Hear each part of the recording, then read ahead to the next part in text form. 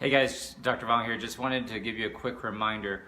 When you're starting off people with the HGH gel, just remember when we hit about 30, 35, 40 years old, our natural production of human growth hormone decreases. So that by the time someone gets old, like me, 45 years old, your production of HGH is almost zero. So what your new clients need to do is go through what's called a loading phase.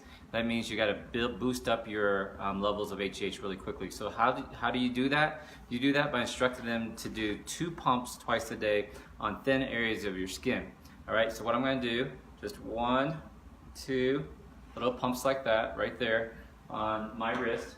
And then you want to avoid using your fingers, okay? Because nothing penetrates the fingers through the palms of your hands. So you just want to rub your wrists together like that. You want as much of this HGH to contact permeable skin as possible. And the back of your hand is often really thin too. So I use the back of my hand here like that. I'll do it on this other side.